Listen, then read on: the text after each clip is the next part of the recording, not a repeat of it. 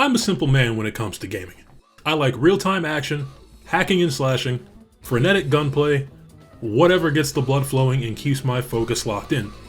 Hearing descriptors like strategy or turn-based are usually the quickest ways to dull my interest in a game, with the occasional exceptions like Mega Man X Command Mission, talk about a throwback, where's my remake, Capcom? Or Baldur's Gate. When I first saw one of the trailers for Clair Obscur Expedition 33, I was thoroughly surprised. The aesthetic, the music, the Frenchness of it, I was immediately intrigued, and I knew that it'd be a day one buy for me. Little did I know, the game would be so much better than I could have imagined. So amazing, in fact, that it sold over 2 million copies in its first 12 days. But I'm getting ahead of myself. Before we dive in, I've got to shine a light on the good people that brought the game to us. Sandfall Interactive. Founded in 2020 by Guillaume Broche, Sandfall Interactive is a France-based development studio, and Clair Obscur is their first game. The idea behind the game originated with Guillaume, an employee of Ubisoft during the 2020 pandemic. Broche had the idea for a game based on one of his childhood favorites, the Final Fantasy series. He sent out some requests to fellow developers for help to create a demo, as well as some posts on Reddit advertising the same. With the demo, Broche was able to secure funding from Kepler Interactive, who would soon serve as the game's publisher, and left Ubisoft to form Sandfall Interactive with a core team of about 30 developers, including about 12 developers he knew from Ubisoft. Some of the people that took part in the demo gained more prominent roles in development, such as Jennifer Svedberg-Yen, a voice actor that became the game's lead writer. In an even more surprising twist, Lorien Tessard, the game's composer, was discovered through posts on SoundCloud. The funding from Kepler Interactive also allowed Sandfall to bring in about 50 additional developers through outsourcing, as well as to pay for some insanely talented voice actors like Gollum, Daredevil, my girl Shadowheart, Clive Rossfield, and a few others I'm not familiar with outside of this game, but still do just as good of a job. But Flory was stolen by my arch nemesis, the one whose every step shakes the foundation of the world, the one known as François. Okay. Broche said one of the goals of Clair Obscur was to create a high-fidelity turn-based RPG, which he felt had been neglected by AAA game developers. Besides Squaresoft's Final Fantasy VIII, IX, and X, Clair Obscur took inspiration from other JRPGs, including the Persona series. He also was inspired by Blue Dragon and Lost Odyssey, particularly their use of quick-time events during combat. Lastly, the dodge and parry mechanics were influenced by From Software's Sekiro Shadows Die Twice, a game which I will play at some point. If Clair Obscur is how Sandfall Interactive is starting off, there will be nothing but absolute bangers from them going forward. Or, as the French would say,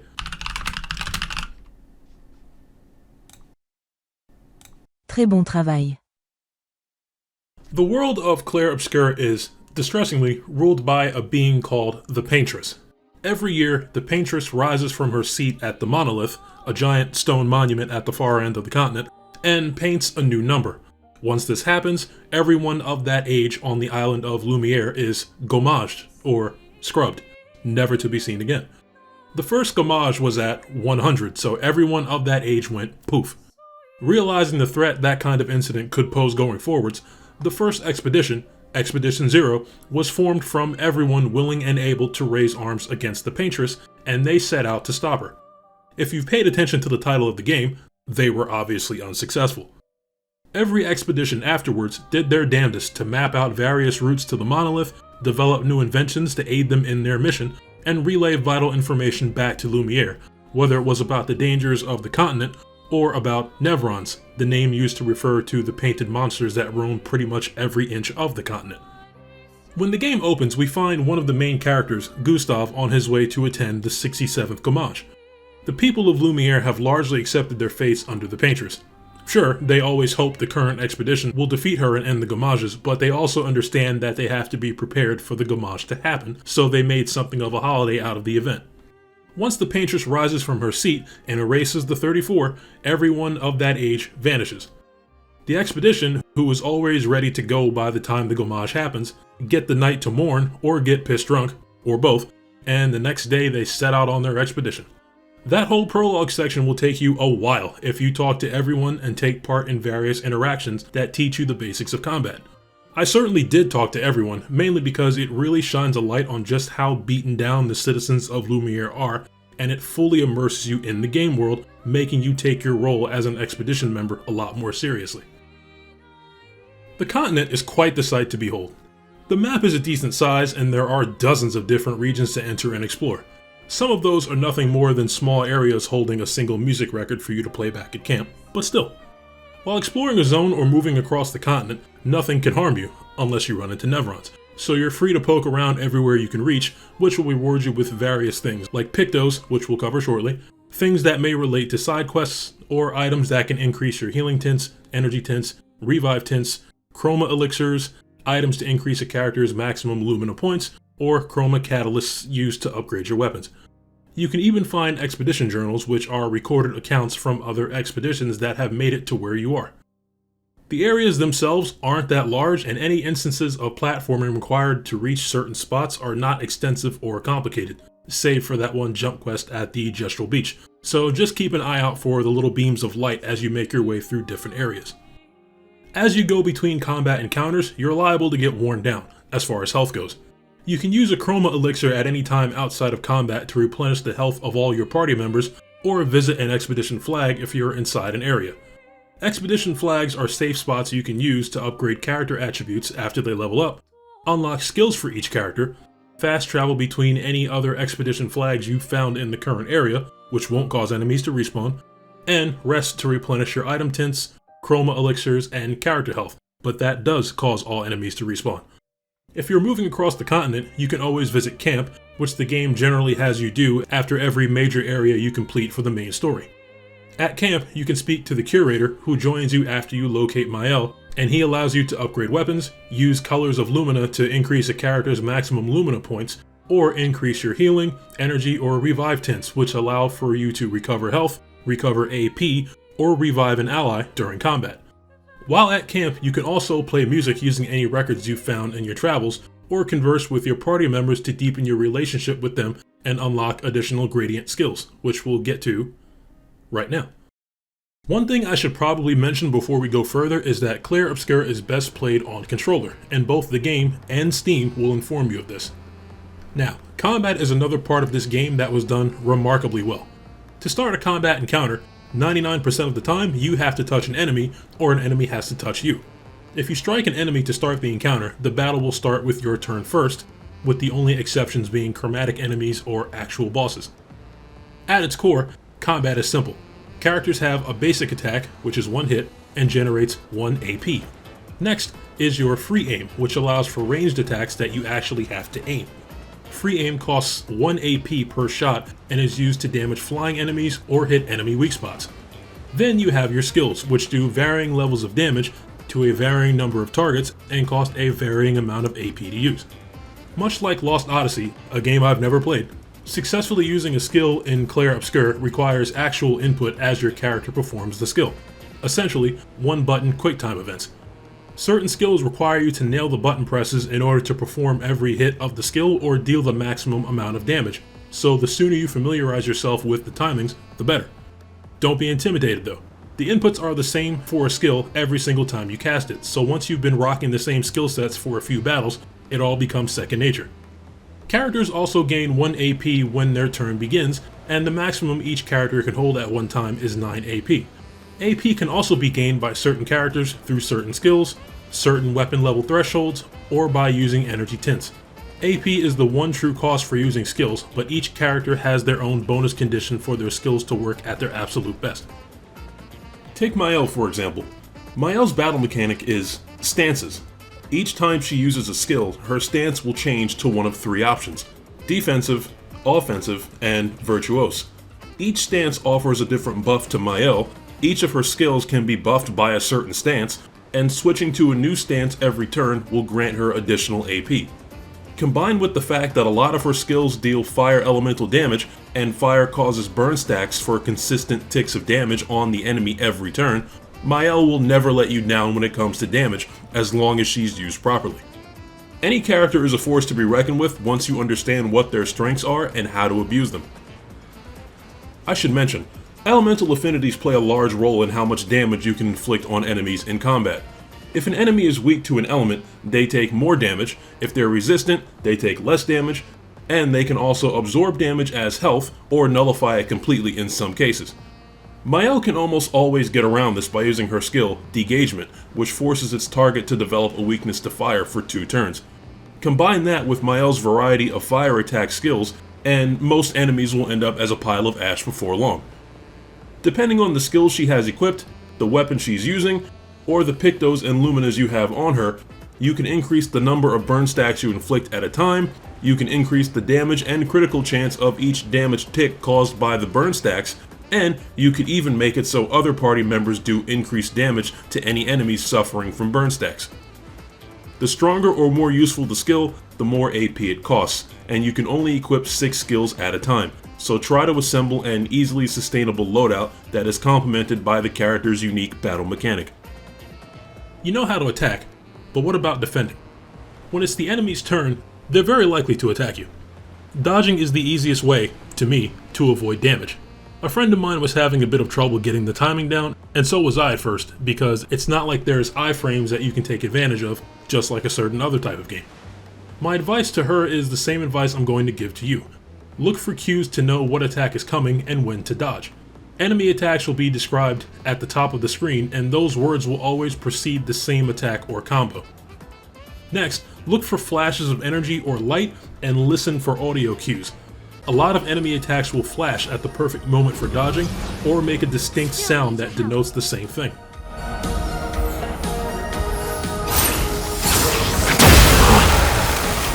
Enemies hit kinda hard, and getting hit is more and more devastating as the game goes on.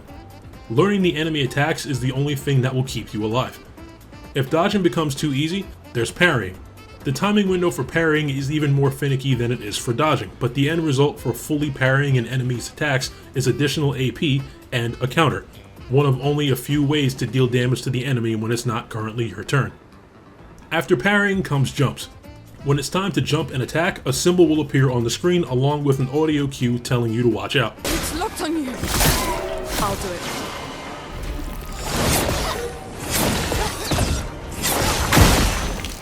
A successful jump lets one or all 3 of your party attack the enemy for some good damage, depending on who the attack is targeting. Lastly, we have the gradient counter, which is introduced a ways into the game.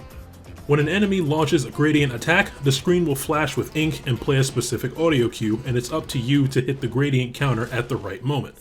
Dodge!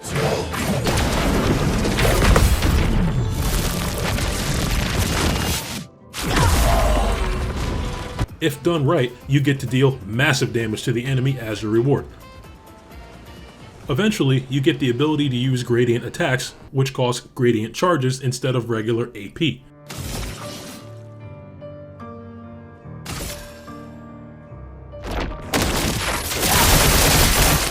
Jumps, gradient attacks, and gradient counters are more commonly used in the mid to late game, and you're introduced to them slowly, so don't worry about them too much too soon.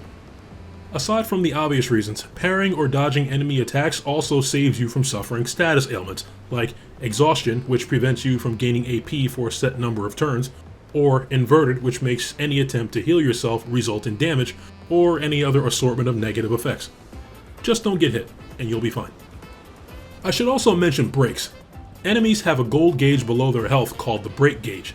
You can fill this gauge slowly by damaging enemies, or quickly by hitting them with skills that specifically say they deal break damage. Once the enemy break gauge is at its maximum, use a skill that says it can break. The enemy will be stunned and more susceptible to damage for 1 turn. Try to time the break for when your characters have most of their AP and back-to-back turns coming up. That way you can really pour on the damage. Another 2 steps towards achieving the perfect loadout are Pictos and Luminas. Each character has 3 Picto slots. Pictos can be bought from merchants, earned from combat, or found on the ground in areas or while traveling across the continent. Pictos can buff character stats as well as grant a very beneficial effect. The effect of Pictos can range from increased AP gain to increasing the number of hits a character's basic attack does, to how much AP you gain for perfect parries or perfect dodging, and so on. 3 Picto slots doesn't seem like a lot when you look at just how many Pictos you can choose from. and that's where Luminas and Lumina points come in. Once you equip a Picto to a character and win 4 battles with that character present, the Picto creates a Lumina, which is essentially a Picto minus the stat bonuses, but still maintaining the beneficial effect. Luminas cost Lumina points in order to be equipped, and the more useful the Luminas, the more Lumina points they will require. Where Pictos can only be equipped on one character at a time, Luminas can be equipped by all characters, and they are where a sizable portion of each character's combat effectiveness will be derived from. Pro tip: you'll reach a point in the game where your heavier attacks or criticals will cap out at 9,999 damage, and you can only exceed this damage cap once you get the Picto called Painted Power and unlock it as a Lumina to be used by every character. Pictos have levels which are an easy way to tell which ones will provide the largest stat benefits, and they can level up automatically if you find or purchase duplicates of whatever Pictos you want to improve. Next we have attributes and skills. Skills we've already touched on, but I haven't gone over how to get them. Each time a character levels up, they are given 3 attribute points and 1 skill point. Skills are arranged in such a way that you need to unlock some skills to get to others, but pretty much all of them are useful. Skills note the severity of the damage they deal, what element that damage will be, how many hits of damage they'll do, and how many targets they'll hit, as well as what bonus damage they apply if used under the right conditions. We already touched on Mael's mechanics, so let's look at Luna. Luna is an elemental powerhouse when it comes to the 4 common elements: Earth, Ice, Fire, and Electric. Luna generates stains when she uses skills, and what kind of stains and how many she will gain are noted on each of her skills. Luna's skills also note what stains they will consume, if possible, for maximum damage output. As mentioned before when I explained Mael, exploiting elemental weaknesses is basically the key to victory. If the burden of choice is too much for you and you don't know what skill you should use, the game will automatically highlight which of your current character skills would be perfect for that specific turn. The attributes for each character should be raised in accordance with whatever weapon you use most frequently, and also round out the attribute benefits granted from their equipped Pictos. Hovering over an attribute will highlight which of your stats it will improve, so that's never a mystery, and each attribute will have a sword icon on it to tell you which stats you should raise to get the most damage from that character's equipped weapon. Weapon damage scales based on certain attributes, just like a certain other type of game, which is useful, but the chroma catalysts used to upgrade them aren't that plentiful, and some weapons just have one of any of the 6 available elements on them, but you generally won't know the elemental weaknesses of the enemies before fighting them, so what do? My solution was to pick a weapon on each character that only deals physical damage and prioritize that one for upgrades, only improving elemental weapons if I knew for sure I would need them. Weapons can be leveled up with chroma catalysts, as I mentioned, but they can also level themselves in the same way that Pictos can. Lastly, weapons gain new passive abilities every 10 or so levels, making each weapon a more technical decision for whatever character build you're running as you progress. Pay close attention to those passives because some can be more dangerous than helpful. If and when your party gets wiped, you're given the option to swap in any party members who weren't in the initial encounter, and you can continue the fight with them. More often than not, you started the encounter with the characters best suited for the fight, and now you'll be fighting at something of a disadvantage, but you can still turn it around and eke out a win. If your reserve party members die too, you simply load from your most recent save, and this game saves almost constantly, so you won't be set back too far. If you really hit a wall and feel like your damage is not what it should be, reassess. There's an item called Recoat that can be found regularly or simply bought from most merchants, which allows you to reset and reapply any character's attribute points or skill points, allowing you to place them exactly where you want them, as you may have flubbed some of those if you've been applying them throughout your adventure while also switching weapons willy-nilly. It's also ideal to figure out what you want your characters to do so you can gear your choice of Luminas and Pictos towards that goal. All in all, the flow of combat is great, the moves are stylish, the soundtrack is always so atmospheric and complementary to the scene, and once you've got a tight grasp on the mechanics of your characters, you will feel unstoppable. I should also mention, if the look of your characters isn't exactly to your liking, you can find, earn, or purchase outfits and hairstyles in many places across the continent. There aren't a staggering amount of options, but just enough to change things up every now and then if you're tired of looking at the same characters for hours on end. I really don't have much else to say about Clair Obscur Expedition 33. I left out a lot, but that's solely because you should play the game and discover the finer parts firsthand. I was going to debut a new segment in the breakdowns where I showcase negative reviews and debunk them, but this game is so extraordinary that nobody should care what any naysayers are naysaying. That being said, if you're one of the unfortunate souls still using Radeon, just don't. The only true nitpick I have is early on in the game, when I was focused on trying to get dodge timings down, the character callouts would fuck me up. Sometimes Mael would shout, "Parry!" And I know in my soul I'm not good at parrying, but my brain would hear that and I would reflexively hit the parry button, only for me to get smacked for trying. After a while, you learn to tune her out. I finished the game in around 33 hours and I still haven't done everything. After you reload your save and visit an expedition flag, you're given the option to start New Game Plus, which carries over your character progression and gear and offers harder battles with exclusive rewards, but it'll probably be another 5 to 10 hours before I get to that, because I have quite a few worlds left to explore and boss enemies left to slay. At the end of the day, Clair Obscur Expedition 33's seamless blend of a colorful world, superb voice acting, compelling narrative, atmospheric music, unapologetic Frenchness, and cinematic combat should be taken as a clear sign Sandfall Interactive has a very bright future ahead of them. Fuck it, I'll take it a step further. This game is, without question, my pick for Game of the Year, and it should be yours too. But that's just my 2 cents.